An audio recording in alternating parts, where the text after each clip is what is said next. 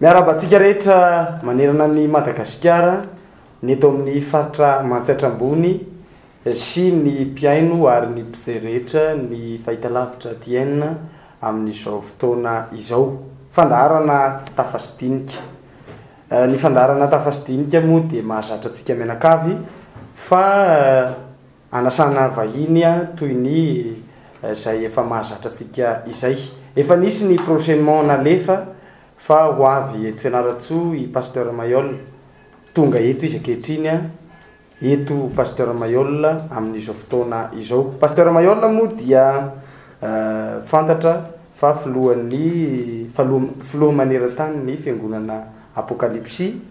no filohan'ny antoko politika Gideona fandresena ny fahatrana eto Madagasikara fa anisany napalaza pasteur Mayol ihany koa dia faminaniana tamin'ny taona 2012 iny ary izy ihany koa dia nalaza tamin'ny hoe fandikana ara-matematika sy fizika ny baiboly. Eto izy amin'izao fotoana izao dia izay indrindra no fampitafatafana eto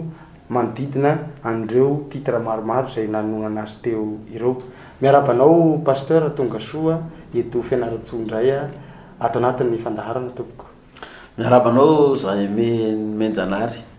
dia miaraba koa ny vahoaka malagasy matsiatra ambony manaraka tsy tapaka ny fandaharana eto amin'ny TN télévision TN TV zany. Miaraba tsika malagasy rehetra koa ty ampitan-dranomasina ty manaraka tsy tapaka ity fandaharana ty dia misaotra koa ny amin'ny fanasana ronay satria tsy dia matetika moa mandalo eto Fianaratsoa fa isaky ny mandalo eto kosa dia mba tsy avelanareo andalo katsamaina zany pasteur Mayol fa dia ametrany dia fa misy foana ny fanasana zany dia mino fa tao anatin'izay fotoana elaela tsy nionana zay beta be ny vaovao efa nitranga dia manana fanontaniana maro apetraka ndraika amintsika mino fa solotena ny vahoaka izay tia metraka fanontaniana anao dia mba voapetraka eto daholo ny fanontaniana rehetra izay mety malina ny vahoaka zany me. Eny tompoko, vaovao ataontsika hoe mangotraka hoy aty amin'ny faritra Mansatra ambony, mangotraka mafana amin'izao fotoana izao ny fametraha-pialany ny filohan'ny anteny Merandoholona Andriamatoa Honoré Rakotomanana. Adin'iray sasany taorinany nametraha-pialany voafity ny filohan'ny anteny Merandoholona vaovao manga ny lanitra eny amin'ny anteny Merandoholona eny fa dia Andriamatoa Rivo Rakotovao izay sady filohan'ny HVM no lany ho filohan'ny anteny Merandoholona amin'izao fotoana izao. Inona ny famakian'ny pasteur Mayol an'izay tompoko? Zany raha ohatra hoe ataontsika ny vaovao Antananarivo efa manomboka maminany daholo le mpamakafaka amin'ny gazety na ny mpanao politika efa mba manomboka mahay maminany zany satria mbola tsy nasorona ministra akory ny ministra Rivo Rakotovao dia efa nivoaka io resaka io hoe ho alana ao ministra Rivo Rakotovao dia ho atao sénateur anolona ny filohan'ny Sénat Honoré Rakotomanana zany dia efa nivoy an'izay daholo zany ny mpanao gazety. Io tokoa fa tanteraka le faminaniana mpanao gazety ny ataoko efa manomboka maminany daholo ny malagasy amin'izao fotoana zao dia iny tokoa lasa nasorona tamin'ny ministra azy Andriamatoa Rivo Rakotovao dia natao sénateur dia eo izy ny olona hoe io tsy maintsy ho alany Honoré Rakotomanana soloan'ny Rivo Rakotovao dia iny nametra-pialana ny filohan'ny Sénat dia natao ny fifidianana dia lany ny Rivo Rakotovao. Tanteraka zany le faminaniana raha faminaniana ny ilazana azy ho an'ny mpanao politika moa zany ao mpanao gazety analyse ny zareo zany efa makafakana dia mba mirere zany mpanao gazety zao hoe mbola tsy diso amin'ny famakafakana mihitsy izay mpanao gazety fa natsikaika anahy kely fotsiny amin'ny lisy dia ty fa io tsy fanomezantsiny io zay me ny fitondranany dia efa mahalala fa efa navoaka an'izareo mpanao gazety na radio na télévision na antsoratra izay sema zay sary zay de tanterahany zareo rahabaky teny tokoly izy raha za zao to amin'ny tenany fitondram-panjakana de tsy revra côte vao no nataoko présidentsiena fa nataoko olona hafa HVM hafa zany no natao to de mety tsy de nitombona loatra le analyse-ny olona hoe paipaika politika iazonana ny fanjakana ipetrahana elo amin'ny fitondrana de tsy de nitombona loatra zany zay ho anao le izy ve fa alemena sa fa fanehoana hery ny HVM le fanaovany zareo azy tsy hoe falemena na fanehoana hery fa lozikana politika ny mpitondra fanjakana zay ny politika ny mpanao politika mpitondra fanjakana inona ny fomba atao ipetrahana elo amin'ny fitondrana ary za tsy manome tsiny ny HVM mihitsy am'izany satria zay mpanao politika mpitondra fanjakana zay daholo ny politika ny filoratsiraka nao zay fomba hitondrana na atao hoe mandra-pahafaty ary tsy maninona ny filora valomanana na de efa nalany mandat tsy nino le faminaniny fa mbola hitondra mandat fahatelo koa mandat faharoa ny filony teteza mita tsika tsy hitondra teteza mita fa mbola hiditra amin'ny 4e république tsika nitondra voaniny fa tsy tafavoaka koa ity fitondram-panjakana am'izao fotoana zao ty koa de lozika koa nazy mampitondra fanjakana anazy a inona ny fomba atao hipetrahana maharitra eto fa raha sanatry ka miala eto maty ny valo faty eto raha ifilora valomanana na ny filony teteza mita ny hiditra eto na reto mpanohatra rododo DSP reto ny miditra eto na ny armada reto ny miditra maty ny valo faty eto tsika pasteur Mayol ihany angamba mety tsy amaly faty atsika fa de allo atao zay fomba hipetrahana maharitra ela eto lozika zany reny amiko mpanao politika fa raha tsy manao an'ireny izy de mpanao politika tsy mahay miaro ny sesany fa zany lozika ny zavatra reny zany mba hitazonana n'le toerana eo zany satria fa manangasangany ny fifidianana ary préciseko tsara koa izy teny saika adiniko am'le fanotaninao tsy mbola nanotaninao moa le anova lalam-panorenana mbola hoanitsika fa tonga de resako le izy marapatonga anao any satria le zavatra ho anotaninao ahy tonga de fanandrify am'ty le famovana filohan'ny antenimerando olona ty efa ndraisako tao Tananarivo io fanovana lalam-panorenana io hoe raha anova lalam-panorenana ny fitondram-panjakana ka tsy kitihany le article 47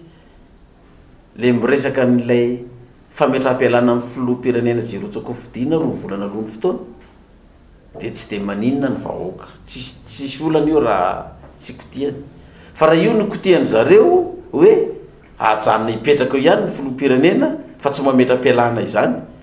ka de ovana le lalam-panorenana mikasika amin'io tsy zay ovaovanao de za mampiresika ny fanjakana raha masady ataovy fa za samy garantira fa tsy lany io fifidianana io référendum io hoe ny eny no lany amin'io raha kitihana io article 47 io hoe mahazo milatsaka amin'ny filoham-pirenena fa tsy mametram-pialana zany de satria efa tsinotsinjo ny fanjakana zany fa ohatrany marina ihany zany analyse ny pasteur Mayol zany fa tsy faminanina zany fa analyse de inona nataony zareo ovana ndray zany ny stratégie inona ny stratégie ao ataotsika de io hitatsika am'izao fotoana zao hoe alefa irivra koto vao ho filohan'ny antenimerando olona de milatsaka tsika fa tsy kitihana io le article 47 io zany hoe hanova lalam-panorenana zany zareo raha hanova de tsy kitihany le article 47 zany hoe mieritreritra ny olana mazava ho azy kosa aloha de ahoana ianao nefa nyteny hoe tsy maintsy lany ka le olona milatsaka nge tsisy zany milatsaka zany hoe za ilatsaka fa tsy ho lany sa inao fa nety olona mpilatsaka ny tenany zany tsisy mitenany zany fa mivokatry ny fifidianana ihany no manome ny marina sy ny diso am'izany iverenatsika zay rehefa aveo fa ataoko fanikafam-bavony manko zay resaka zay pasteur fa mikasika ny Villa Elisabeth anisan'ny miteraka hevitra maro teto Madagasikara ihany koa izy io ny amin'ny hoe izany de olona nasahany varitra zany hoe toerana fipetrahan'ny filoham-pirenena teo aloha zany zay toerana eritreretina fa hoe vakoka fananam-pirenena ary am'izay le izy namidy amin'ny vidiny mora 10,000 isaky ny metatra toradroa lay Villa Elisabeth de am'izao moa zany am'izao moa zany de hoe na ny foanana ilay acte de vente ho an'ny pasteur Mayol aonandray ny fandikana ao an'izay izy anetretiny hoe raha reo senareo mandeha reo izy no mivarotra azy ina ny tena hoe tena antony mahatonga an'izany hoe varotra fananam-pirenena hoe vakom-pirenena zany ny foanana le fampivarotana de mazava ho azy zany fa fatiatoka be ho an'ny olona nividy anazy satria nividianana an'io nke tsy iny le 11 millions ariary nke iny la lefa any amin'ny domaine mba hakanina volam-panjakany fa tsy iny nivarotana an'io tsy iny nividin'io sala mitsika re mividy tany vidianina reny de vidiny tany zao fa nisoratana any amin'ny domaine zao de ny olona nividin'io zany zao no tena perta ka asa na fa misy fifanarana hoe averina ndray zany ny vola satria ny foanany fanjakana l izy de reny zany raha fa tsy misy midrikina ohatran'izany le olona de ny fanjakana sy le mpitondra fanjakanao rehefa azahoany vola be sy commission io tany mpanjakana io de amidiny de raha ohatra hoe tsy manana force matanjaka le vahoaka anohatra anazy de fa azo ny commission azo ny vola de efa milamina izy fa raha ty mako zao natahorana tamin'izy ity de ny hoe ny ely be amin'ny gazety sy ny rehetrarehetra l izy ary eo akaiky ny fifidianana ka vao mainka aratsy maso an'ny fitondram-panjakana am'izao fotoana izao iotrangan-javatra io raha ohatra ka tsy andray fanapa-kevitra izy hoe foano de le fanafoanana azy zany de ny hoe mba haka ny fony vahoaka indray satria akaiky ny fifidianana zay zany dikan'io raha ny sary amakina anazy zany de zay eny tompoko hiditra lalindalina am'izay ary tsika nampalaza ny pasteur Mayol hoe atery am-piandohana ny resaka faminaniana tamin'ny taona 13 sy 2000 ny faminaniana voalaza zany tamin'izay de hoe ho filoham-pirenena ianao tamin'ny taona 13 sy 2000 ary ny fepitoana hitondranao dia 70 taona mitovy tamin'ny fepitoana nitondran'ny mpanjaka Davida zay ao anatin'ny baiboly moa ve mbola tsy niova io faminanian'ny pasteur Mayol io ary mety hitombona ve le hoe 70 taona hitondra ny firenena malagasy mbola tsy niova izy nako zao tsika fa 2018 za mbola tsy nitondrako tsy efa niova zany le 2013 de eo am'izay manko ny mampiditra hoe diso ve le matematika ny pasteur Mayol lay FDX ve diso 2013 mitenenina zao tsika 2018 2017 zao candidat ndray nefa pasteur Mayol fa tsy hoe apetraka zao za aloha tsy resaka le 2013 zao ny fa efa nazavaintsika teto iny efa nazavaina ny antony tsy na tanteraka an'izy iny efa nazavai koa iny tamin'ny TV Plus na tamin'ny Viva na tamin'ny télé rehetrarehetra na ny radio zany fa ny faminaniana ny men'Andriamanitra tsy diso Andriamanitra koa tsy diso ak le nataon'ny député Brunel moa le tamin'ny tondresaka tamin'ny TV Plus iny de hoe ahoanao izy Andriamanitra nga olombelona ka andainga araky voalazany nomely toko 7 ka tsy anatanteraka ny teniny ka ahoanao izy nitsateraka ny 2013 de izy manjeny député tamin'iny hoe Andriamanitra tena tsy mandainga ary Andriamanitra koa tsy mety diso tsika olombelona ny mety diso tsika zany mety diso amin'ny analyse ataotsika amin'le tenin'Andriamanitra de zay hitanao mampitonga n'le finoana samy hafa io ny kristianina le tenin'Andriamanitra tsy miova fa ny interprétation iny samy manana ny azy de mety misy miinterpréter n'iny lasa mivilana diso misy miinterpréter n'iny lasa tena marina zany de dikan'izay le tenin'Andriamanitra tsy diso fa le fomba interprétenao anazy no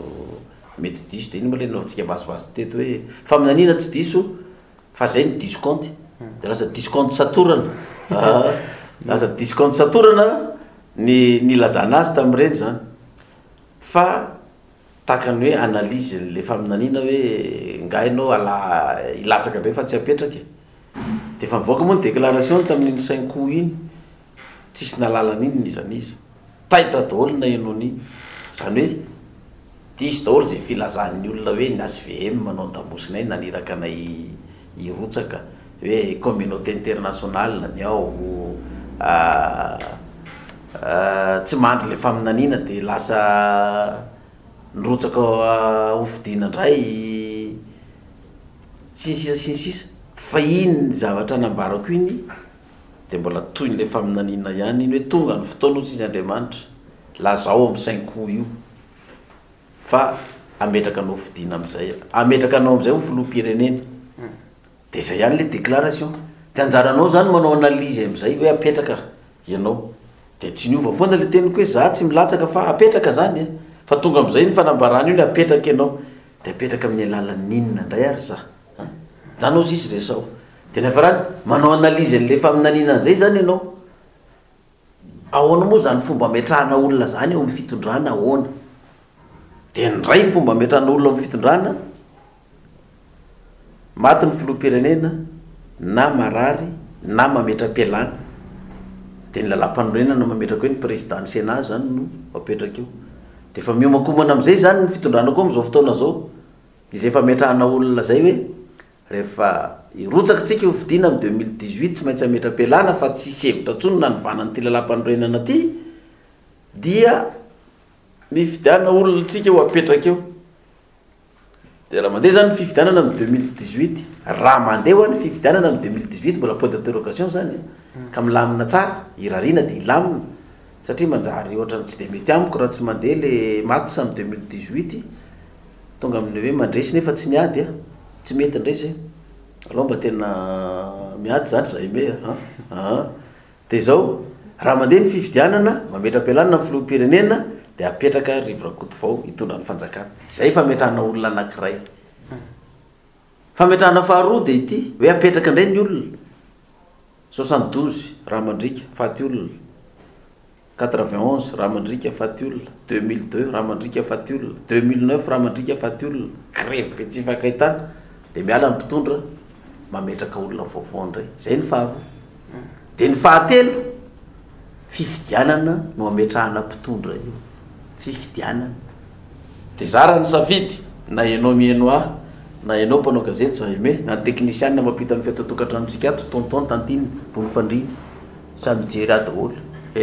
raha rosotomana ro sasa misakafo sady mijery ahy eto inona ny mety inona ny tsara hivavaka ao amin'ny filoham-pirenena io mba ho faty io de maty hatrany amin'le filohan'ny tenymeriny de olona vaovao koa tsisy apetraka antsony eo de za am'izay no apetraka zay ve ny ataoko hivavaka kama tsy mety zany ary tsy hanao an'izany koa sa hoe hitondra vahoaka eny an-dalambe hidina an-dalambe za mazaka vahoaka raha hidina iny mbola opiny time marya mbola opiny mapara mbola opiny armada mbola opiny olona leo an'ity fitondrana ty tonga de rakotra io trésumé io raha hitondra vahoaka eny an-dalana fa ina ny vokatr'izay raha mandry faty olona zay ny akaranao zany sako tsy anao zay tahaka ny tsy nanaovako an'izay hatramin'izay za tsy mbola nitondra olona teny an-dalambe apocalypse nanongo am-panjakana hatramin'izay sy ny fitondram-panjakana nisy teo hatramin'izay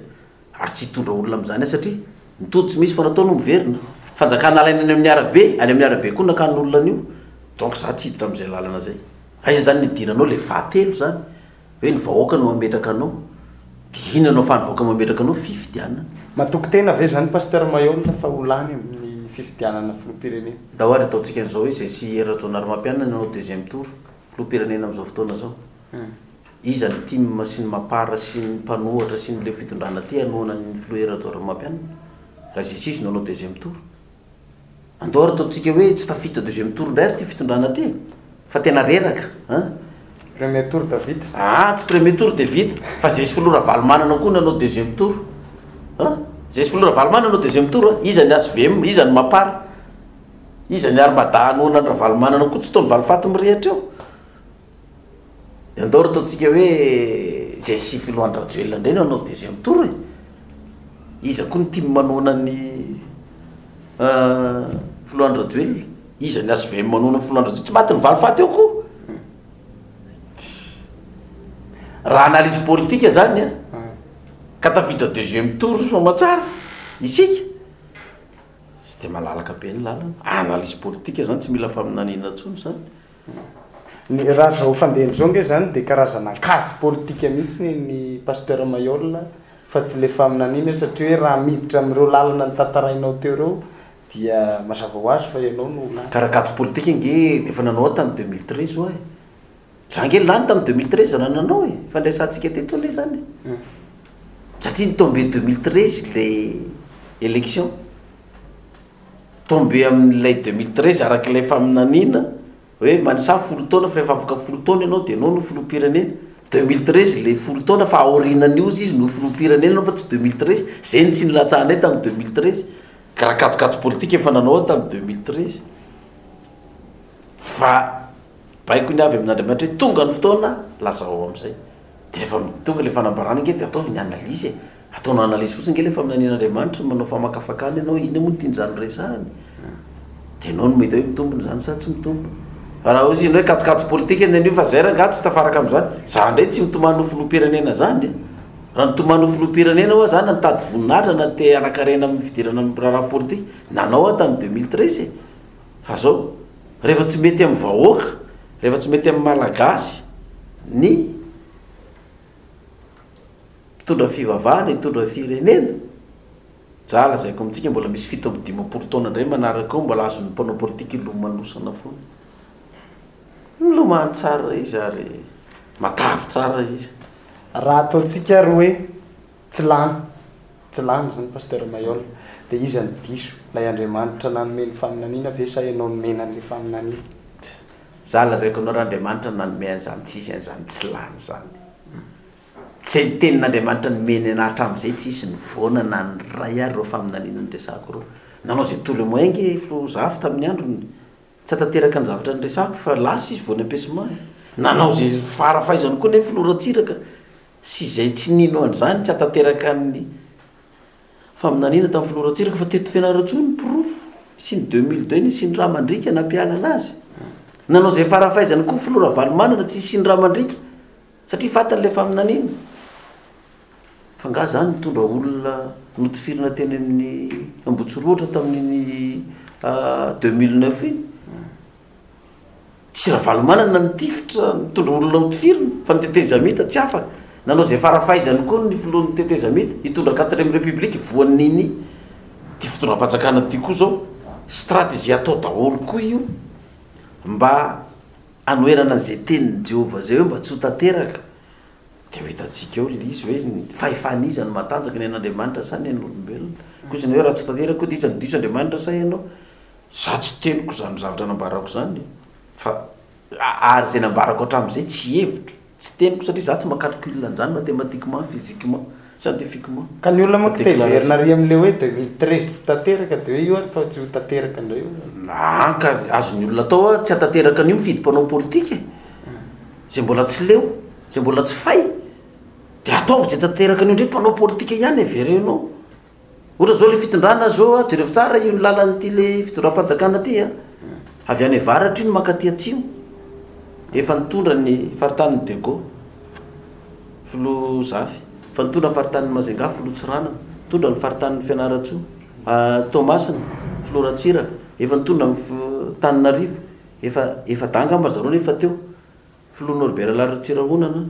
filoha Valomanana filoha Andrajoelina filoha Erajonary Mampianina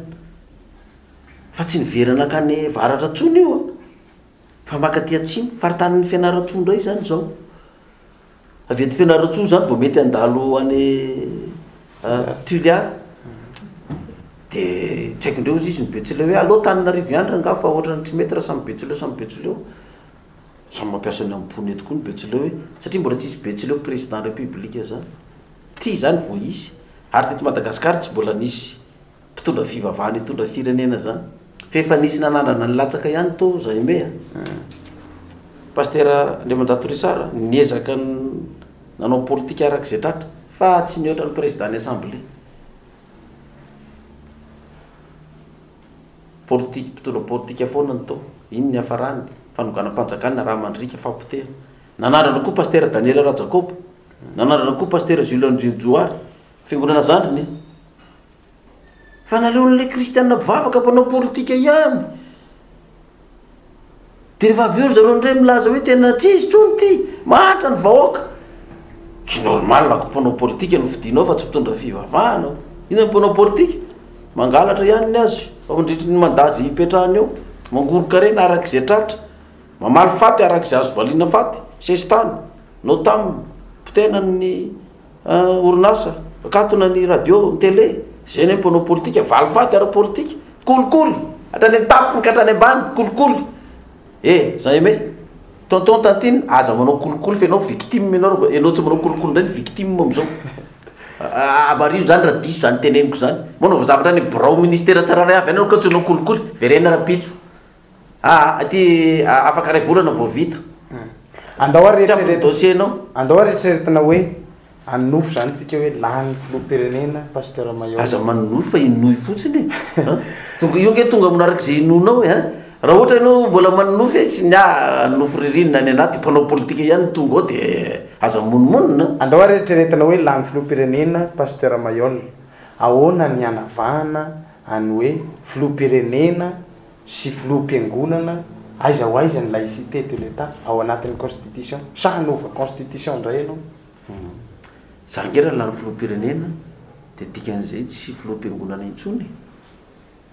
tsy afaka mitondra fiangonana sady mitondra firenena misarakaroa tsara io raha atao hoe ny lalantsika letrano hoe laïcité de l'état inge laïcité de l'état io resana fa olona zavatra tsy voahajakorony an'io inona atao hoe laïcité de l'état ry iny tsy azo anaovanao fitaom-pivavahana ny amin'ny toeram-panjakana rehetrarehetra isany anankiray zay mangatsisy fitaom-pivavahana iny avy loatra am'izay rehefa 26 juin rehefa voalohan'ny taona izy amitsika nylaza fa tsisy fitaom-pivavahana tany zapakany foana 26 juin na voalohan'ny taona hatrany amin'ny andro filorantsiraka filo ravalomanana filo tetezamita ity fitondranam-perinasa ty de mivavaka ao amin'ny lapam-panjakanao iavoloha eo de za miteny hoe mandika lalam-panorenany zao atao zao fa tsy afaka miteny hoe micro ery satria tsy aminao ny micro de ianao pasteur indray ve milaza hoe tsy mety zao fa io rehefa misy tianasina amin'io lalàna io de io nampiarina anazy ina ny tianasina amin'io ny fiangonana zandry ny tianasina amin'io lalàna io tsy mahazo mivavaka any amin'ny EPP any amin'ny CEG any amin'ny lycée any amin'ny université fa laïka ny fanjakana tsy azo anaovana fitaom-pivavahana afatsy ao iavoloha ihany fa io tsy toeram-panjakana ny eo avoloha fa fiangonana aiza nalapa laïcité de l'état ozy izy ianao de hoana ny lalam-panorenana laïcité de l'état mbola mazava ny fiangonana tsy mahazo miditra mitsabatsabaka amin'ny raha politika ny fanjakana ny fanjakana tsy mahazo mitsabatsabaka miditra amin'ny raha-piangonana ny fiangonana tsy mahazo manao ara-bola ny fanjakana andotrosany banque mondiale sy ny FMI fa ny fanjakana tsy mahazo manao ara-bola ny fiangonana de jerevo aminao fa mifanohitra am'izany daola ingeny misy za eme sady zany mifanohitra am'izany ny zavatra misy ina ny zavatra misy ny FFKM zabaka amin'ny raha politika mihitsy manao raha-pihavanam-pirenena tsy manome tsinona FFKM fa zay ny tena didin'ny fiangonana fa ny lalam-panorenana laïcité de l'état io tsy mamela anazy ianao an'izay vinogona ataon'ny fiangonana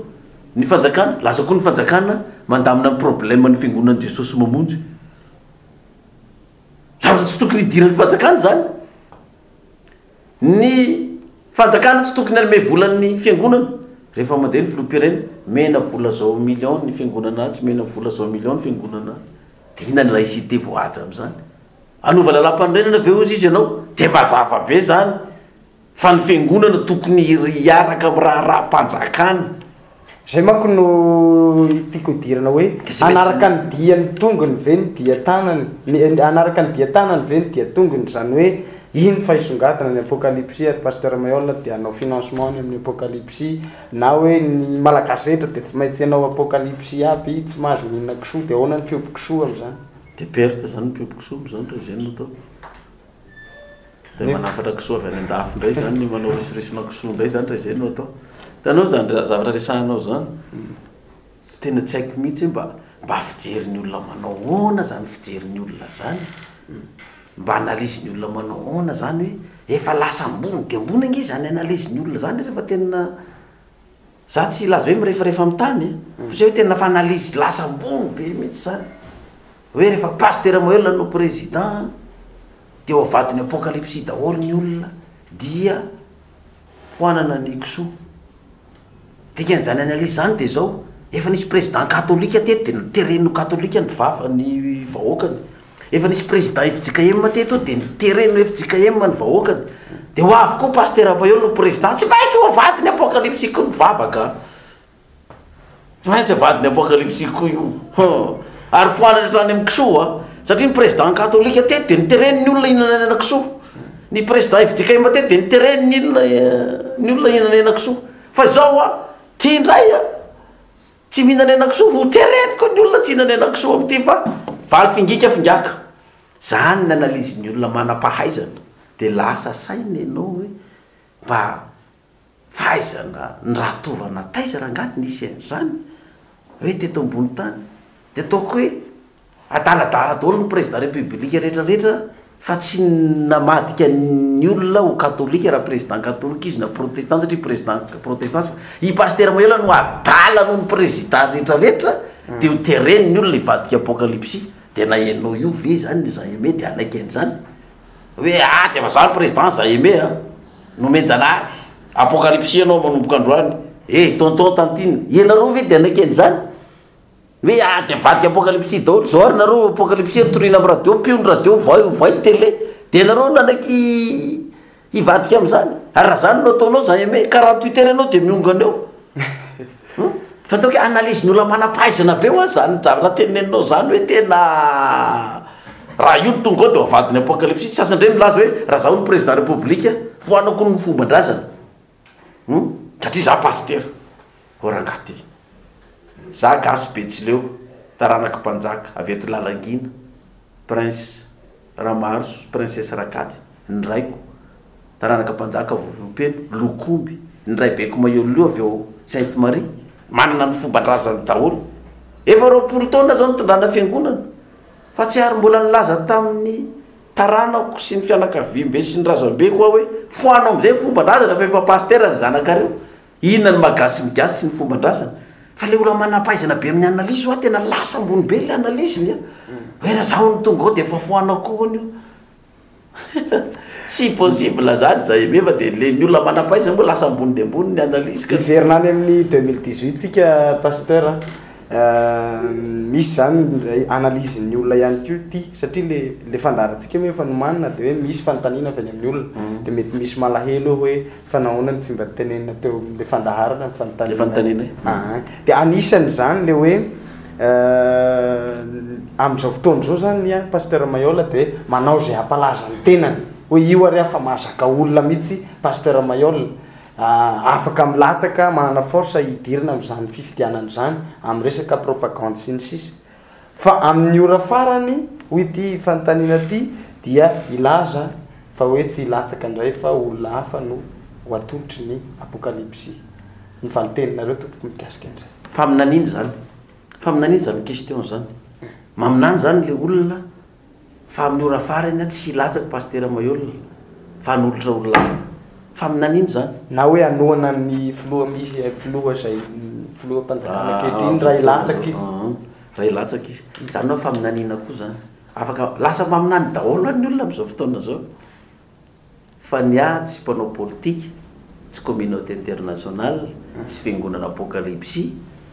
tsy fianakaviana ny naneraka hoe dana rotsaka Andriamanitra io tonga amin'ny teny Betsileo hoe roso toy sampo tokoa asa angamba hoe maty angamba hoe teny vonon'ny olona zany de zay angamba hoe tsy afaka itsona fa raha mbola velona eto io sampo tokoa io baiboly malaza hoe tsika tsy mba naman'izay niemotra zake tamin'ny 2013 tsy niemotra fa tsy 2013 le fotoana fa discompte hoa izahay fa raha nanao tamin'ny 2013 de lany fa ty ny fafaktora niditra teo satria nandika ny tenin'Andriamanitra ny mena diso satria za teo filoham-pirenena zay anao tia laza zanketra am'izay fa nalaza foana na tsy nilatsako filoham-pirenena ary izy moa tsy nalala natra am'izay voaka ny question pour les champions iza ny filompanorona ny fingolona apokalypsy eto Madagasikara misy mahay mamaly nisy naina maly izy tonga de valiny avy any pasteur Mayolle président fondateur de l'église apocalypse à Madagascar 3 points ny azony voaka tamin'ny Christian pour un champion zany tamin'ny 2006 zanga mila makalaza tena zany tsony efa iza tsy mahafantatra amin'ny pasteur Mayolle na ny ty de malala daholo ny fahavalo rehetrarehetra de miresaka de manompanopa amin'ny Facebook de manevateva amin'ny Facebook de tena zay omba evangelika faratapony ho an'le mpivavaka manana fahamasinana sy fanomezam-pahasoavana amin'le manopa evangelika de avoaka daholo mpaminany sandoka devoly manao contrat amin'ny devoly ery vadika bibilave rabokiny fanamamora zazy firy ny lazanana nisy mampalaza daholo rehetrarehetra za tsy mbo mitory an'ireny olona reny fa reny ny ana zany ny Jean-Aimé reny ny indicateur alalako hoe zany toerana misy ana am'izao zao fa be da be ngeny milaza ndray mitondra fivavahana mitondra fivavahana zany tsy tokony hitondra firenena tsy tokony hanao politika fa devoly zany mpaminany sandoko zany be da be ny tenany zany am'izao fotoana zao de zany ho any indicateur alalako hoe mbola ny loha ihany fa tsisy olona enjehana ty afara zany manina tsy torinao reo olona reo hina ny toriko an'ireo olona reo raha torinao reo olona reo dia izandray ny anentsika anao rehefa avy eo fa raha tsisy miteny tsony rehefa tsisy manaratsy tsony rehefa tsisy manompanopa intsony eo vao mety ho tonga saina Jean-Aimé hoe ha sao dia mba fafara ry leka lahy ty saba misy manompanopa koa hatram'izao miavera-tegna attention mon ami atavela fary alahy matotsa misy mpanenjika koa fa reny zany nalalako hoe mbola ny aloha misy resaka nandeha teto Fianaratsoa pasteur Mayolle tao Facebook fa io moa ny ahiahy esorina daholo ary nefa nyteneniko teo hoe misy maro be le fantaniana ato zany ary zay mahatonga ty taratasy betabe tao aloha tsy manina fa petrol izy fa hoe voan'ny peste hono pasteur Mayolle akazety pasivava namoaka an'iny ty reny hoa zao de fa reny hoa indicateur ahitana daholo satria nahoana ny sasany ary de hoe niemitra indray ny pasteur Mayolle fa tsy latsaka voaka gazety daholo zany faly ery le fahavalo tsy hitanao se fa verin-dala ampamitaka fotsiny sasany ndray nanao hoe ha ahoana zany niemitra naza verina tsony anao raka fa mijaly voaka fa nitianina de reny zavatra reny zany tena famantarana daholo reny alalana hoe aiza ho any toerana misy anao lohatenin'ny gazety hoe voan'ny peste fa rehefa vakinao no anatin'le gazety ane tsy voan'ny peste zany pasteur Mayolle fa misy mpitondra fivavahana ozy izy ampiasain'ny HVM mpitondra fanjakana am'izao fotoana zao anapotika ny pasteur Mayolle de milaza fa voan'ny peste pasteur Mayolle fa izy de matanjaka sy salama tsara izy ihany fa izy mako ny kandidata orana indrindra zao de amironana am'izao fotoana zao fa de efa misy mpitondra fivavahana pikaramanady voaka ny gazety hoe pikaramanady ny mavolo mpitondra fivavahana hoe io resaka spirituel de tsy maintsy mpitondra fivavahana ihany izay mitovitovy jery aminy sy niaraka taminy no ampiasaina anapotika azy fa raha tsy zay tsisy mahapotika ny pasteur Mayolle io fa zava-doza raha io ny tonga amin'ny fitondrana io fa sahirana eto tsika gazety Inona ny Vaovao tamin'ny 23 octobre nilaza hoe mihorokoditra aminao ny filoham-pirenena Rajaonary Mapiana marina ve zany tompoko ary inona no antony mety hoe ampatatra ny filoham-pirenena gazety Inona ny Vaovao izy ianao niteneny zay de tokony izy kosa aloha nanontaniana an'izay zany fa roa izy hoe hozy izy ianao pasteur Mayolle mihorokoditra aminao mpitondra fanjakana de afaka mamaly fa ny gazety Inona ny Vaovao miteny zay de izy ny tokony nanontaniana an'izay satria izy zany mety mahita an'izay fa zany efa mahita hoe tsy mihorokoditra amiko zany ny mpitondra HVM ina natorany HVM anazy olona kely tsy de maninonina ry mba raha valy manana sy ry Andrajoelina no tokony mampihorokoditra anazy fa tsy za anisan'ny resaka mandeha any koa satria moa le izy zany zay hoe iazako alefa daholo aloha le fanontaniana hoe gazety Tanindrazana indray le izy tamin'ny 18 octobre nilaza ianao fa hoe nisy olona nanome nilaza hoe nisy olona nanome 5 milliards hono fa tsy ho candidat amin'ny 2018 aza mirotsaka fa omena vola 5 milliards aza mirotsaka io zany efa tamin'ny 2013 nefa nisy io resaka io nanampy volana io iza le olona tsy mety miteny an'izany eto hoe efa tamin'ny 2013 io nisy resaka hoe aza mirotsaka ianao fa omena vola zao ty za le volanao tazony ihany no za tsy azo vidina vola zany fa tazony ny volanao fa za tsy mirotsaka amin'ny 2013 fa raha zaho ampanao politika tahaka andreo mpanao politika ireo fa nipetahako zany vola zany tamin'ny 2013 za fa tsy rotsakako efa vato hoe za tsy rotsaka fa tsy za nge tsy mpanao politika mpangoro-karena tsy ty vola za mpitondra fivavahana tsy nandray an'izany nisy ny resaka zany tamin'ity fa le gazety nyresaka izy hoe ny ASVM no nanamby volana tsy mariny zany za tsy niresaka tamin'ny mpanao gazety hoe ny ASVM no nanamby volana zany zay ny ao anatin'iny gazety iny tsy ny ASVM tsy mariny za fa niteny tamin'izareo hoe tsy taiza hoany rasaky taminareo ny ASVM nanamby volana de efa voasoratra iny fa le fanjakana io fa tsy mety aminay intsony izy ny ty tandrasana zany hoe dotona an'le fanjakana fotsiny le za tsy nilaza mihitsy ASVM fa misy io manambinamby volana io ka raha za olo raha azo tambazana vola tsy tamin'ny 2013 fa niraisiko zany fa za tsy natoko omenao vola 500 milliards eo ary aza milatsaka za mipody any aminao any ny volanao fa za monjy ny firenena malagasy am'izao fantrana zao ary ny fantrana zao malagasy zao tsy voavidina 500 milliards ary pasteur zany efa manao propagande eo hoe latsaka de vidina fa zany anafitra anareo ohatr'izany foana nge ny fombolana fampiasan'ny mpanao propagande eny ka andao ary zany inona zany no tokony ataon'ny mpanao propagande zany inona hoe za irotsaka fa tsy hamonjy anareo vahoaka mpangoro-karena izy mipropagande manao an'izany izy ka raha ohatra izy anao miteny an'izany daholo mipropagande hoe anao an'izao hoe zay ndraindraindray de miteny hoe anao an'izao rehefa tonga anao an'izao rehefa tonga izy tsy manao tsy hitakoriny zay ataony de nitika an'izany nge de zao za eme aza misy milatsako fidina tsony fa de aloha ty fitondrana tyo ao mandra-pahafatiny inona tsony nilatsanao fidina ary inona koa nomorisafidianana olona eo ha sa zay candidat eritreretintsika ilatsaka ao de tsy hiteny an'izany de rehefa tonga ao de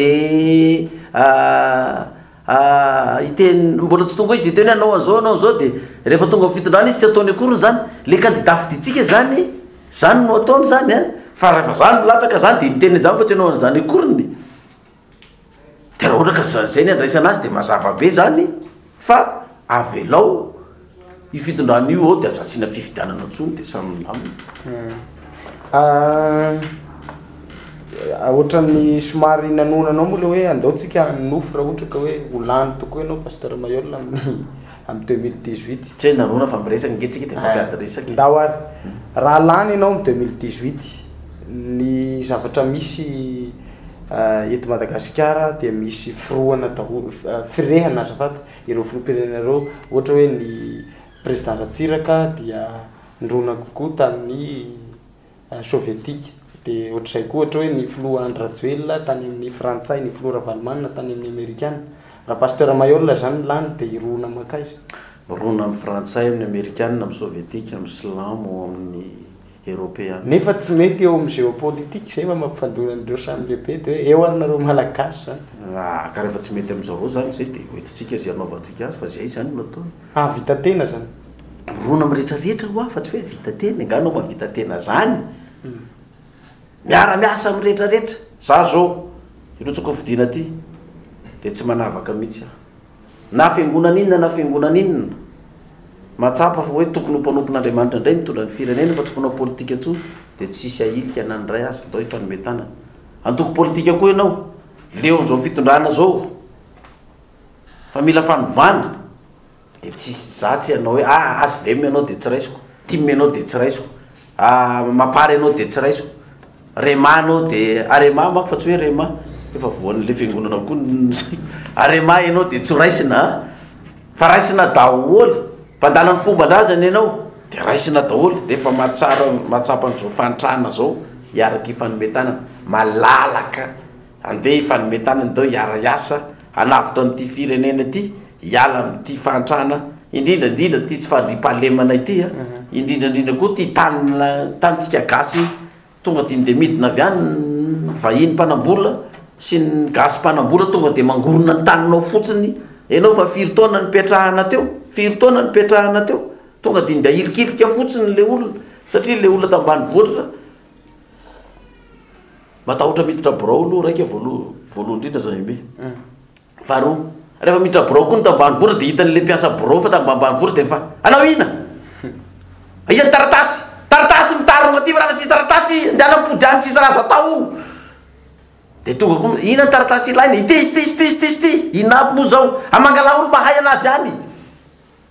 dia io le tambanivohitra dia fa ho raharaha ty podiana amin'ny herinandro izy efa ry amin'ny 20 kilometatra ria fa mandeha tongotra ty mbola tsy misy sonety fa mipody amin'ny ray volana podiko amin'ny ray volana asa eo lehibe fa mipodiana amin'ny herinandro dia reraka le tambanivohitra dia ty fa tanindrazany ty io manangalaka ny ty vetivety eo misy olo tonga avy ao mitondra taratasy zany isy nantany an'io za eme tany Ambatoboeny tany tamin'ny radio ohatrany ataontsika zao ina ozy izy pasteur mba politika anao amity fangoronana tany sy fangalara-tany ataon'ny mpanambola gasy vahiny ty ina mba ataonao amin'io zao nataoko amin'io nataoko fotoana io taninao nalain'ny vahiny io na nalain'ny mpanambola gasy io apody aminao fa amarinina hoe anao sy ny taranakao tokoa ve io dia nanaovana azy dia ty ny fokotany eo miaraka amin'ny commune manamarina ny vahoaka hoe ireo olona reo tokoa nipetraka teo nandritry n'izay 100 taona mahery zay taranaka ny fandimby anazy io tany io dia rehefa voamarina zay fa andreo vahoaka reo io tany io tanimboly io dia apody aminazy io taniny io foanana ny titre nangalan'ny olona io ary zay olona nyraitsykombakomba amin'ny taratasiny io dia gadraina daholo zay olona nyraitsykombakomba amin'io zay nandray vola tamin'io ka natonga n'io tany io ho lasany olona nefa ireo ny olona nanajary an'io tany io nandritry ny 400 taona teo taranany eo daholo rehefa voamarina zay ataoko zany fa tsy ampijaliana sala amin'io ny voaka malagasy azo atao tsara zany zavatra zany iverina amin'izay tsika te hiverina kely ao amin'ny lalam-panorenana zay vao andray lizy amin'izay lasa atievitra be moa ny filoham-pirenena teny hoe alefa sokafo ny atievitra mikasika azy io ho an'ny GFFM manokana manahoana ny fizerinareo ny position amin'le hoe okitiana satsia na hoe fidy lalam-panorenana ro samihafa fesa ina ny efitrareo raha manaiky aloha zany za eme fa lalam-panorenana io be da be ny tokony tsy mety amin'izy io tokony mamboarina izy io zany fa nitseken'ny sainy be sy ny maro dia ny hoe alohan'ny fifidianana zao no ikitiana anazy fa misy paipaika politika ao anatin'le izy fa ny tokony ho izy dia ty ary za fa niteny an'izany foa raha hatrany Antananarivo miterana andanako dia zao tokony hovanana ny lalam-panorenana fa avy aloha vita ny fifidianana filoham-pirenena dia zay filoham-pirenena lany eo no manovany io lalam-panorenana io raha za zany lany eo dia hanovany io fa za satria tsika zao fa mieritreritra hoe dia zay filoham-pirenena tonga eo zany dia anaova lalam-panorenana dia mpanarahana arakaraka ny tahena araka zay memety an'le filoham-pirenena eo toerana zany le izy satria lany ianao fa misy mieritreritra an'izay zany tsika ato dia avatra ny devaliko le ao anatin'ny saitsika zao za ry tonga ao anaova lalam-panorenana fa tsy referendum no atao fa fifidianana asiana karazana lalam-panorenana 5 eo zany farafahakeliny voalohany ho an'izay miandany amin'ny état unitaire dia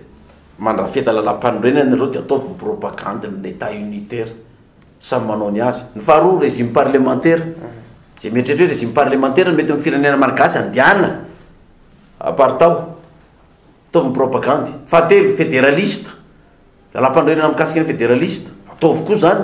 satria misy olona miresaka an'izany koa hoe tsy mampandrosany ty firenentsika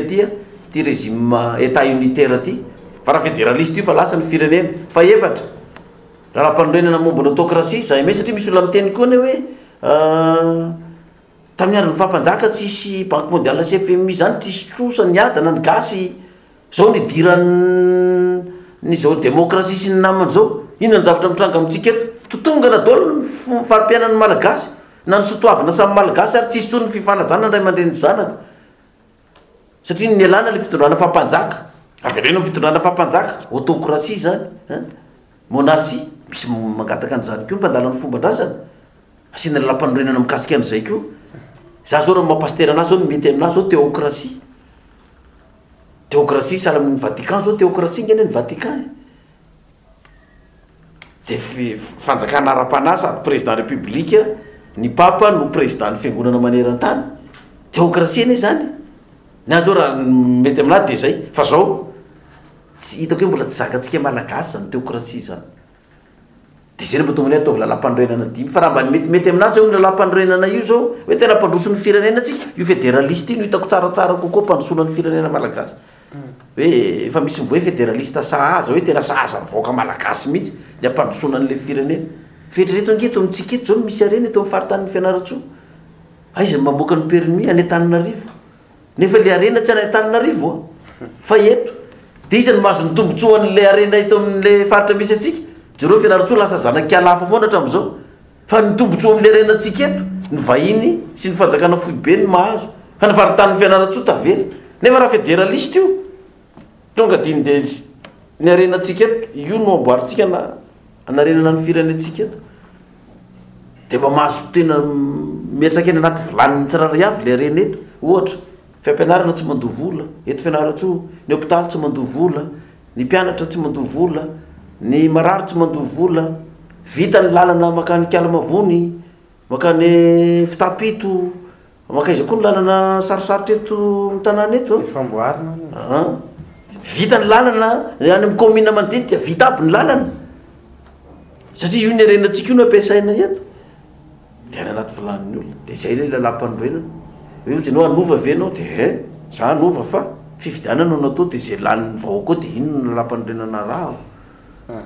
mazava zay fa eo amin'ny resaka hoe fifandraisana iraisam-pirenena anisan'ny mirona bebe koa ty moa zany tatsinana anisan'izany ohatra ny sinoa ahoana ny fahitanao ny pasteur Malolana zay hoe fifandraisana amin'ny sinoa zay mety aminao ve ny ahy zany a fifandraisana amin'ny firenena rehetrarehetra zany zay ome tsy olana amiko zany rehefa mazava fotsiny fifanarana inona fifanarana atao mazava io ny tombotsoa iraisana win-win gagnant-gagnant ny firenena vahiny zay ho avy eto amitsika hitrandraka mahazo tombony itsika gasy koa miaina amin'ny velona koa mandroso koa ny firenentsika rehefa mazava zay a na sinoa anao na sovietika na amerikana na frantsay satria tsika anova politika eto Madagasikara anova tsika de zay no ataoko zay ka raha mety amin'ny firenena ifanaraka amitsika amin'ny fitandranany arena eto zay de zay no atao raha fa tsy mety zay ifanaraka am'izay no ifanarahana zay no atao e ka na sinoa izy na ina izy rehefa mifanaraka am'izay de zao io fifanarahana io anova politika ho atsika tsy hoe akoriny hoe izany ifanaraka amin'le sinoa na ifanaraka amin'ny amerikana na amin'ny sovietika na amin'ny frantsay ataotsika hitrandraka ny arenatsika eto Fianaratsoa faritanin'ny Fianaratsoa ty safiry moa no malaza ny faritry ilakaka ty de atao hitrandraka an'io le firenena anankiray ka raha hitrandraka an'io le firenena anankiray zany de mazava ho azy contrat amin'ny fanjakana malagasy fifanarana ny atsasany vokatra zao azy ny atsasany atsika de zao io vokatra anjaratsika io tonga de ampiasaina amin'ny tsika malagasy andoavana ny trosatsika ohatra mba hiafana miala amin'ny banque mondiale sy ny FMI misy apahany amin'ny vola io andoavana trosa misy apahany amin'ny vola io anaovana lalana anaovana sekoly anaovana hôpitaly tsy andoavam-bola anaovana panneau solaire jiro ialana amity jiro maty koa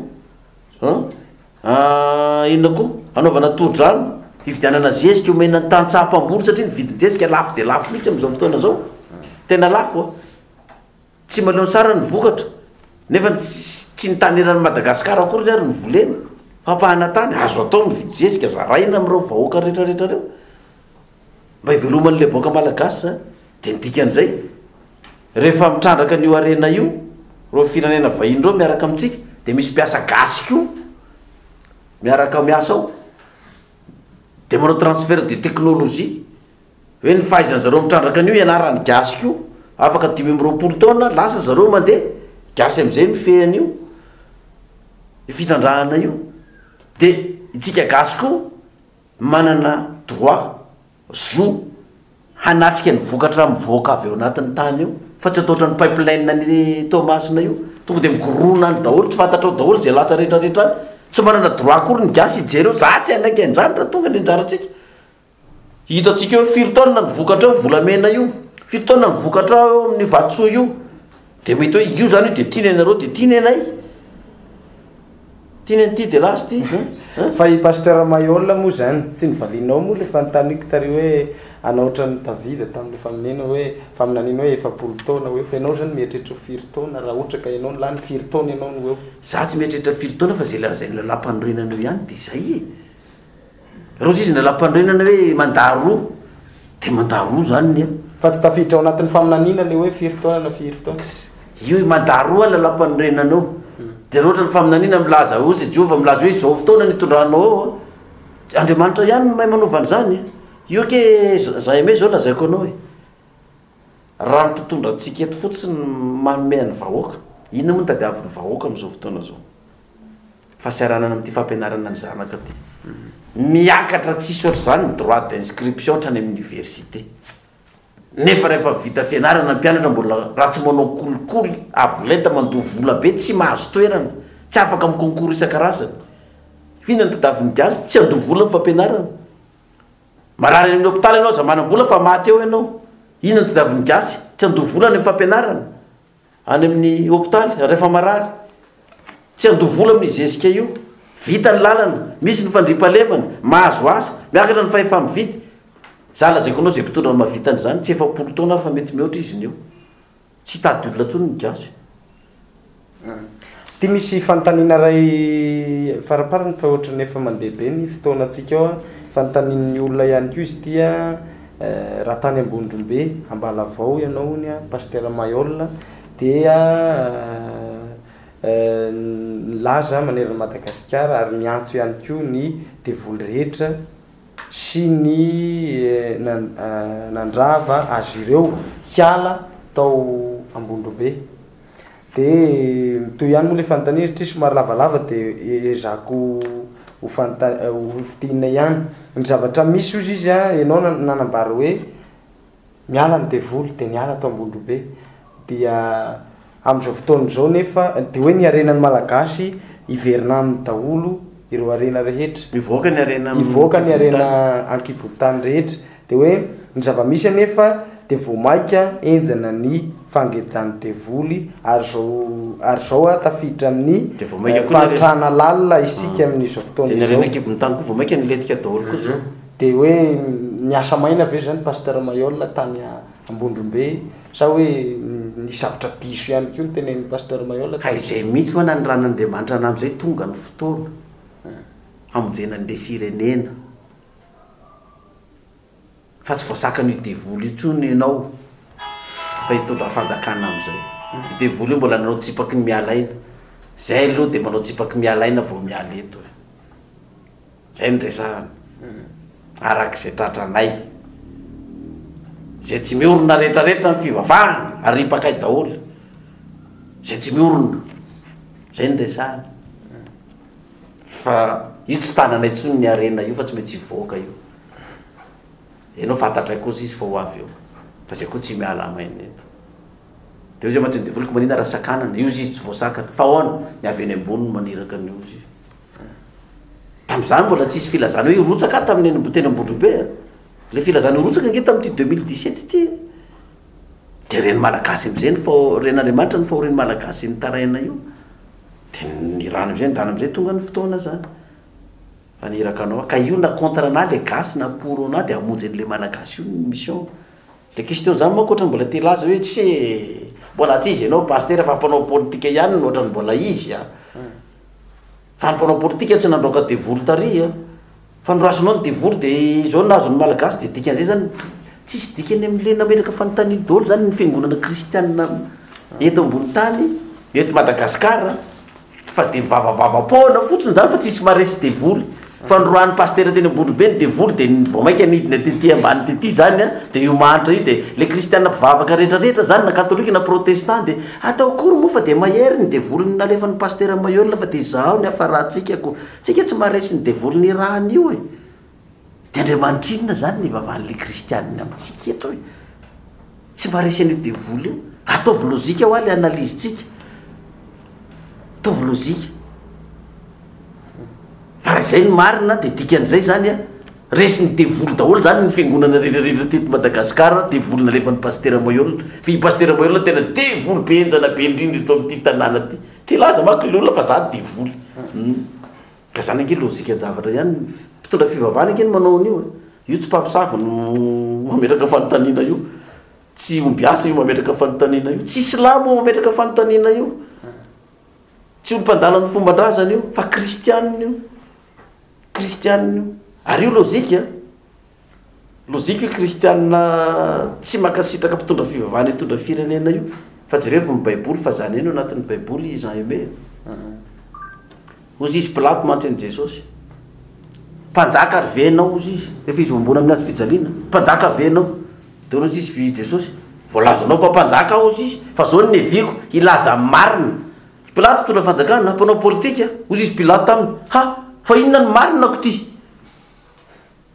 fa moni Pilato manontany inona ny marina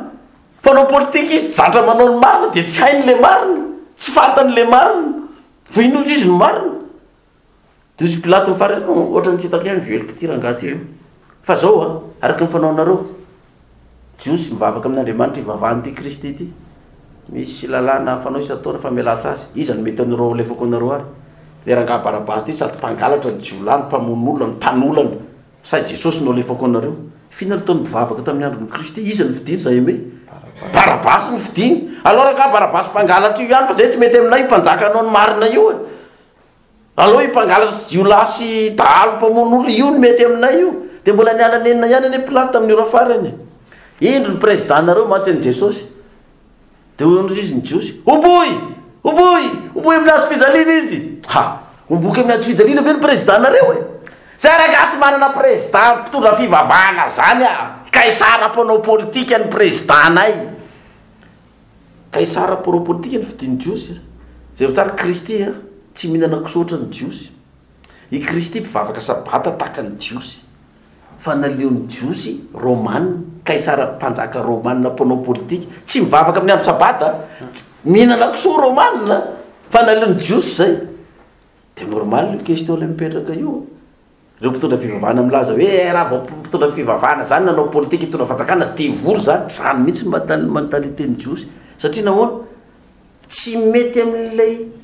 devoly ary tena lazaiko mazava eto raha misy mpitondra fivavahana milaza fa ny mpitondra fivavahana tsy tokony hanao politika tsy tokony hitondra firenena tena tsoroko aminao zany hoe avocat du diable zany olona zany ahoana maavocat du diable zany zao no maavocat du diable zany olona miteneny zany mpanao politika de ny mangalatra ny azy de zay ny mety amin'ny devoly aloha mpanao politika angalatra ihany ny fitondrana fa raha mpitondra fivavahana ianao izy baiboly aza mangalatra tsy angalatra izy zany raha mpitondra fivavahana de tsy mety amin'ny le avocat du diable hoe mpitondra fivavahana tsy angalatra ny hitondra firenena politika ny mpanao politika fangorona karena arak'izay tratra tena ny any ny fatany fa ino politika ny baiboly zany hoe tiavy namanao takany tenanao ozy izy raha manana akanjo roa ianao omeo azy ndray matazony raha tsy manana ny namanao fa ny mpanao politika tena ny any ny fatany izy tsy hoe mahazo be de izy arainy mivoaka azafady tsy isy mpanao politika izara aminao zany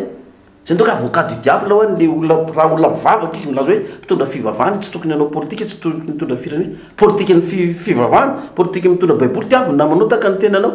politika ny mpanao politika valifaty nety exemple mivantana mihitsy tsika tetiny amin'ny filora valomanana mihitsy nitratrany hoe nitody tsy misy fa nataony miverina ino nataony filora valomanana amin'ny ratsiraka sestany fa nataony andrajoela sestany koa izy tsy navelan'ny filora valomanana hiditra teto mihitsy ratsiraka fa nataony filohany radovela tsy tafiditra koa raha valomanana nomeninao tamako pitehan'ny filora valomanana ny fananany ratsiraka ny gadrainy daholo ny elemany ratsiraka rehetrarehetra fa nahazo ny ravalomanana koa zany anaovany andrajoelona anazy karakara dolo koa zay ekipany rehetrarehetra zay ny politika ny mpanao politika valifaty ara-politika fa anao izy iny amin'ny baiboly ndray aza mamaly ratsina amin'izy na amin'izy omeo hanina na ny fahavalonao fa raha mivavaka ny fahavalonao anao de manambatra vainao fa andohana ozy izy fa any fahamalina ozy izy Jehova zay ny politika ny baiboly de ahoana ozy izy le avocat du diable tsy mety mpitondra fivavahana mpitondra fanjakana satria politika ny mpitondra fivavahana io tsy mety amin'le diable io satria anao nihitsy tsy marina tsy amaly faty izara ho any vahoaka am'izay ny majorité mpijery atsika zao pasteur mino fa dia kristianina ny akamaroany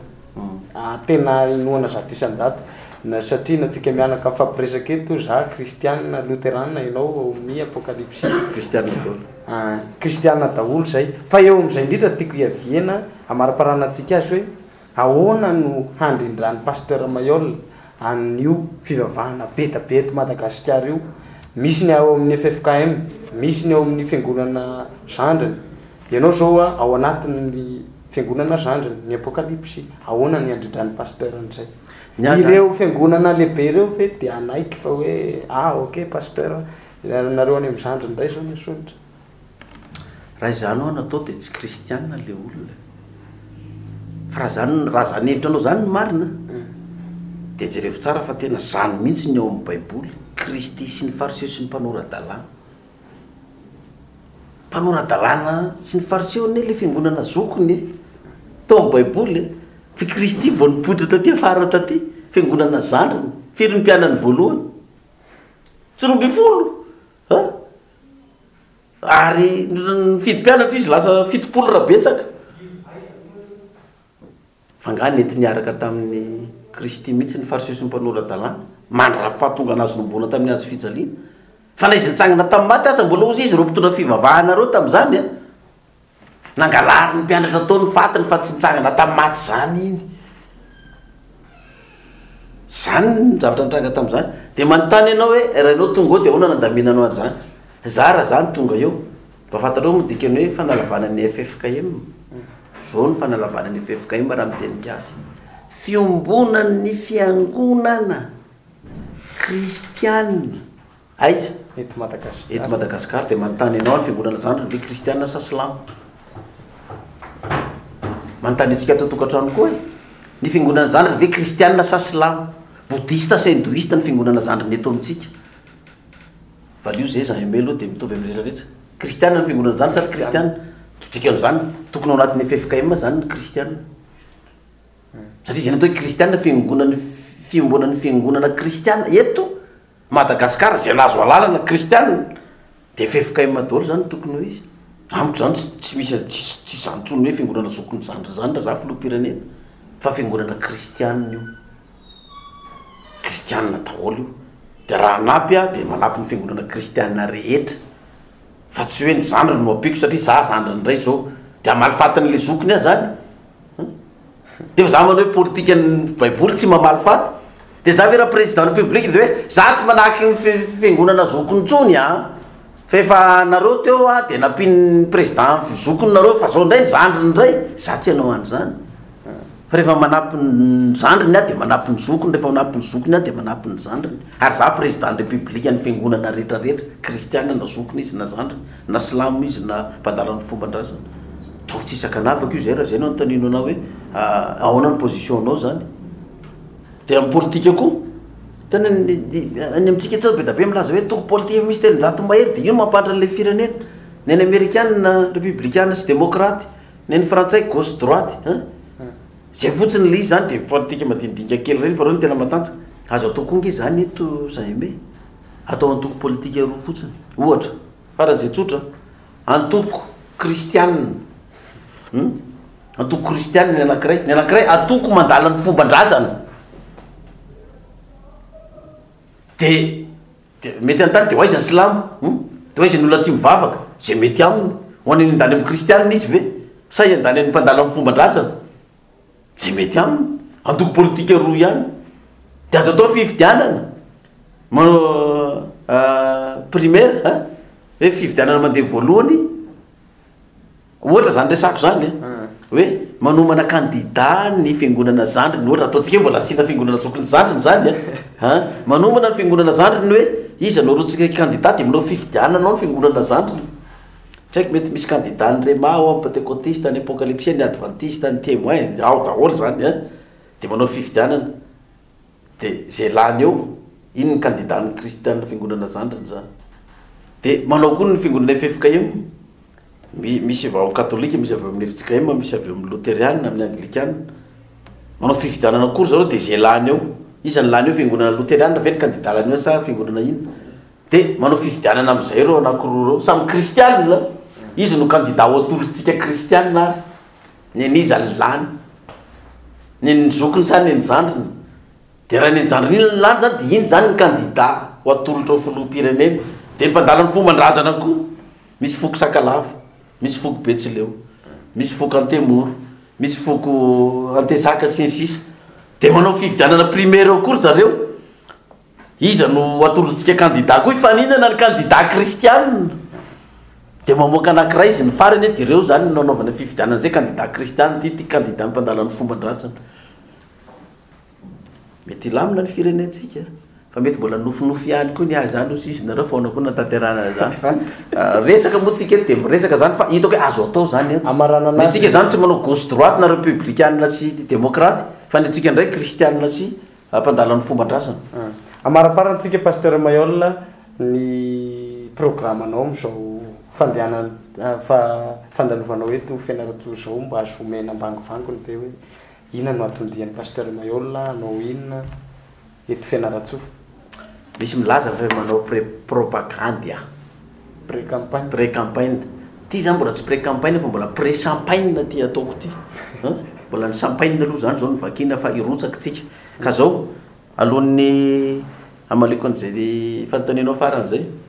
za zany de efa petrako mazava eto aloha tonga ny fividianana hanova ho atsika malagasy hanova politika raha sitrapon'Andriamanitra ka totoza somatsara hoe lany tokoa de mbola tsisy mpitondra fivavahana zany hitondra firenena zany raha tsy voalohany ahy eto Madagasikara zany za moa miantso ny mpitondra fivavahana koa mba ataovy mba mirotsara zalahy mba maromaro tsika am'izay mba hifaninana am'reto mpanao politika reto koa de zao ny zavatra ho ataoko raha fa mandeha ny propagande satria hanova zavatra tsika za tsy hanao fampelezana baolina na maillot na t-shirt na menaka na vary na izara vola kaskety mandritry ny propagande rehefa tonga ny fotoana amin'ny propagande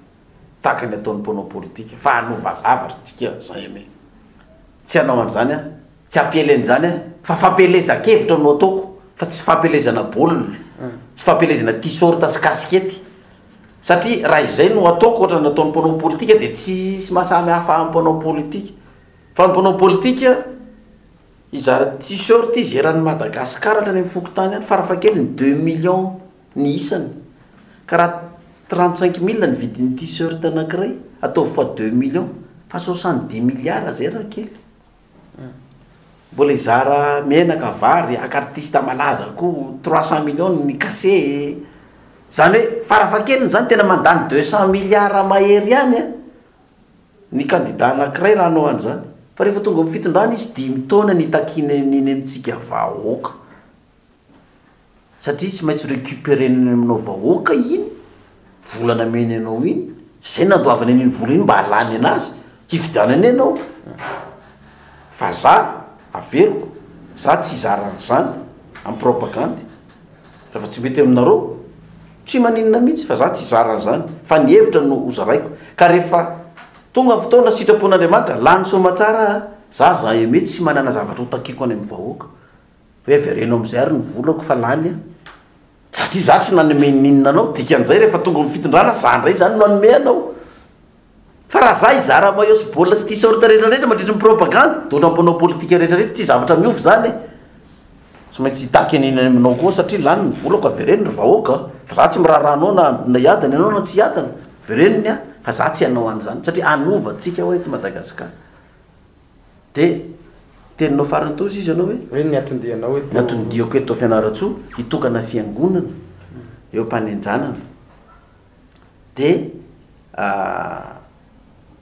io fiangonana tokanan'io efa ela izy io ny tokony tokanana fa tsy nety vita fa zao izy vao vita de tokana an'io fiangonan'io de eto koa zany eo amin'ny antoko politika ZVFM koa sady ifampiresaka amin'ny tsiraray avy amin'ny zavatra zay atao amin'ny fanomanana ny fividianana io mba ahafahan'ny tsiraray avy mandray andraikitra de ny olona tsiraray avy malalaka afaka miditra amin'ny antoko politika ZVFM izy raha hiary asy sy fanometanana indrindra fa tsika tia Fianarantsoa satria efa mitodika mankaty amintsika ny kopy amin'izao fotoana zao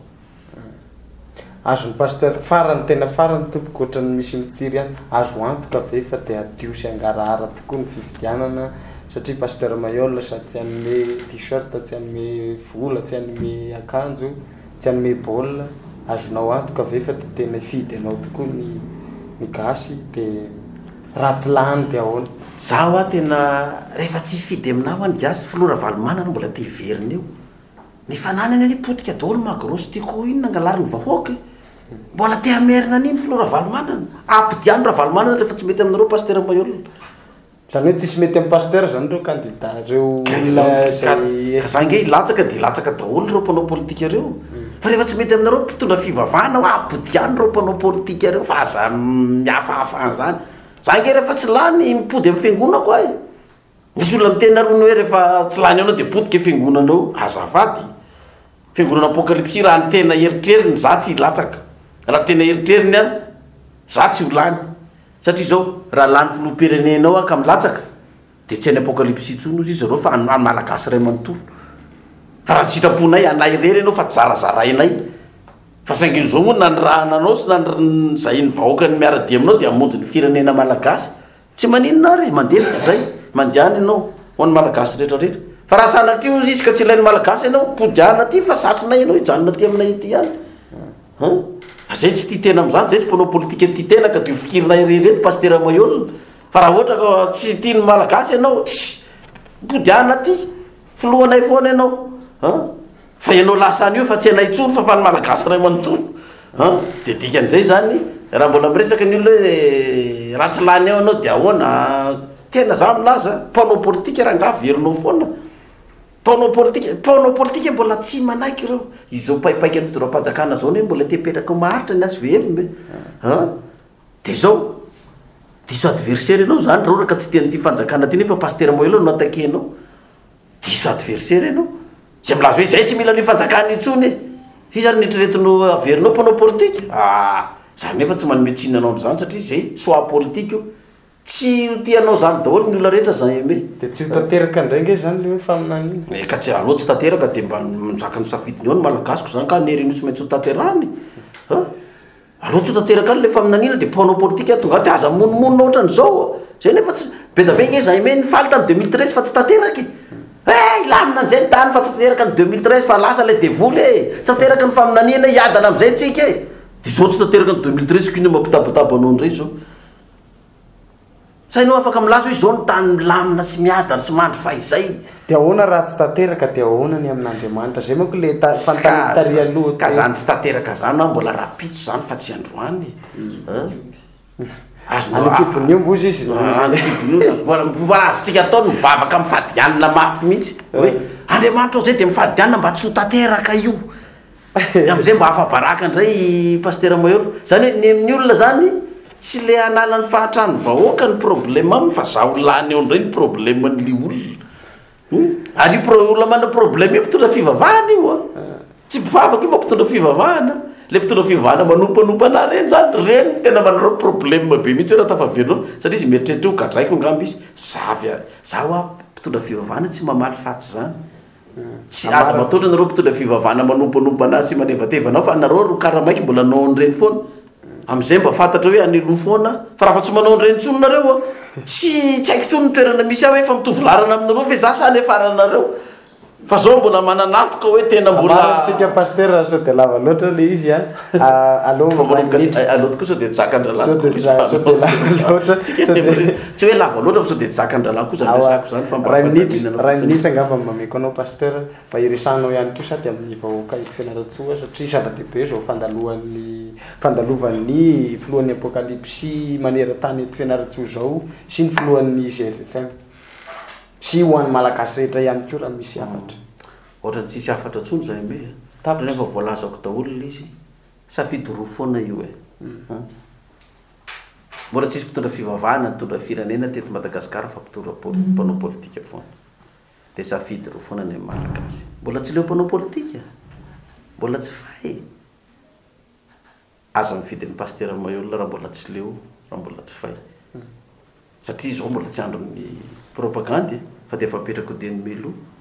Fa misy maro reo mpanao politika reo azontsika safidianana foana. Dia ataovy izay mety amintsika malagasy fa za pasteur Mahiolona tsy miova mihitsy izay anarako izay. Tsy mbola miolona fa mbola hamono baolina. Soratobokola, soratobokola. Isaoranao pasteur Mayolla ny vahiny teto amin'ny fandaharana tafasidinika dia ny TV CRF1 Fianaratsoa. Pasteur Mayolla moa dia filoha maneran-tany ny fiangonana Apocalypsia. Izy ihany koa dia filohan'ny antoko politika Gideon fandresena ny fantrana eto Madagasikara ary izy moa mandalo eto Fianaratsoa amin'izao fotoana izao dia zay no antony mba hanararaotana azy fampiresahana amintsika ary zay ny antony hoe natsakana andreny hevitra sy fanontaniana tany amintsika mianakavy reny mba tsy hoe izahay ihany hoe dia nareo ihany fa zay koa mba te hanontany angamba ny mety tsy dia ho tsiniko fa mety voavaly ny sasany amin'ireo fanontaniana zay na hoe voavaky ihany koa ny fanontaniana amin'ireo zay napetraka reo teto Fianaratsoa. Dia raha ohatra moa ka hoe mbola misy ny tsy ampy dia mbola eo foana ary zany mihitsy fa mety mbola ho avy indray ny fotoana manaraka dia manomana fanontaniana hafa indray tsika amin'izay. Isaoranareo isa-tokantrano nanaraka anay hatramin'ny farany isaorana ny teknisiana manontolo ny anarakoto ny tantana ny fandaharana sy andritiana anaovana ny veloma mandrapitafa pasteur Mayolla ho amin'ny manaraka indray. Misaotra indrindra dia misaotra tokoa rehetrarehetra tady tokantrano zany da naraka ny fandarana dia efa alina ary dia navita ny aritoro teto dia miraritoro mahasamby raha antsika zany mba dia iny ny anahy iny teny tsy peny tandroko ny omby dia teny ahoana moa le obolana iny atsipy ny tady ny tandroko ny omby dia atsipy ny teny agnapony mahalala izay le izy ka dia mirary soantsika samy tenin'Andriamanitra zany fa dia raha misy nanafotoina na mety nanahirana antsika le teniko teny dia fonako sa dia tana famelan-keloka ny teniko no ary fa za tenako no ariana zany misaotra ny TNT nanasa ary dia mirary soa antsika avoaka malagasy rehetra dia piko farany hoe trafikainao me mahery ambava homana apo mieritreritra veloma tompoko.